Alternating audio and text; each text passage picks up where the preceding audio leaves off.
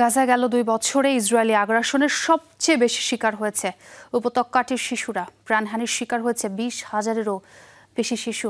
Israeli হামলায় জন্য অঙ্গ হারিয়েছে 21,000-এর বেশি।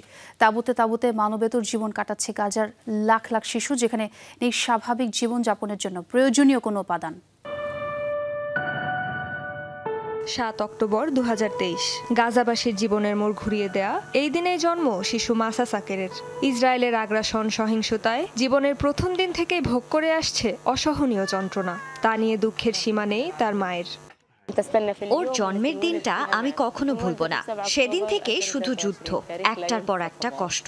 চেয়েছিলাম মেয়েটা সাহসী হয়ে বড় হোক, কিন্তু সে দুর্বল হয়ে পড়েছে, অপুষ্টিতে ভুগছে। 5 মাস ধরে তার ওজন 8 কেজির বেশি বাড়েনি। গাজার উত্তরাঞ্চলীয় শহর বেত লাহিয়া থেকে বাস্তুচ্যুত হয়ে স্বামী সন্তান নিয়ে নুসেইরাত শরণার্থী শিবিরে আশ্রয় নিয়েছেন মা রোলা। নিজে কষ্ট সহ্য করে নিলেও রোদ বৃষ্টি ঝড়ের মতো প্রতিকূল পরিবেশে সন্তানের যন্ত্রণা মেনে নিতে পারেন না তিনি। আমরা বারবার বাস্তুচ্যুত হয়েছি। মেয়েটা কোনোদিন স্থিতিশীল জীবন পায়নি। এক তাঁবু থেকে আরেক তাঁবুতে ঘুরেছি আমরা। গত শীতে বৃষ্টিতে ভিজে একেবারে বিপর্যস্ত হয়ে পড়েছিলাম। মেয়েটা অসুস্থ হয়ে পড়েছিল, বৃষ্টির পানিতে ডুবে গিয়েছিল আমাদের ঘর। এটা কোনো জীবন হতে পারে না। আমি শুধু চেয়েছিলাম মেয়েটা একটু ভালো পরিবেশে বড় হোক। মাসার মতো একই দিনে জন্মেছিল শিশু আলিয়াল তাওয়েল। এই শিশুরও দিনের পর দিন কাটছে শরণার্থী শিবিরে, যেখানে নেই একটি শিশুর সুস্থ জীবনযাপনের জন্য কোনো উপাদান। প্রথম দিন থেকেই প্রতিটা দিন আগের চেয়ে খারাপ যাচ্ছে। শুধু প্রার্থনা করি যুদ্ধটা যেন থেমে যায়, কারণ আমার ছেলে এক ভয়ঙ্কর পরিবেশে বড় হচ্ছে। নিরাপত্তা, চিকিৎসা, খাবার, টিকা কিছুই নেই আমাদের। খেলনা কিংবা একটি স্বাভাবিক জীবনের অভিজ্ঞতা কোনো কিছুই পায়নি সে।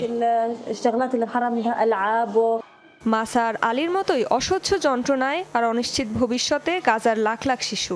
তাদের সরকারি মিডিয়া বলছে গেল 2 বছরে উপত্যকাটিতে প্রাণ হারিয়েছে 20,000-এরও বেশি শিশু। আহত হয়েছে অন্তত 42,000, যাদের মধ্যে অঙ্গহানির শিকার 21,000 শিশু।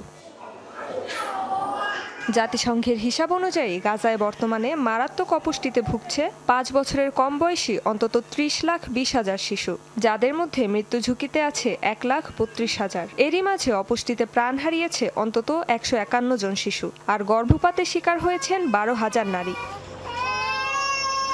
রেজওয়ানা সাইমা, যমুনা নিউজ।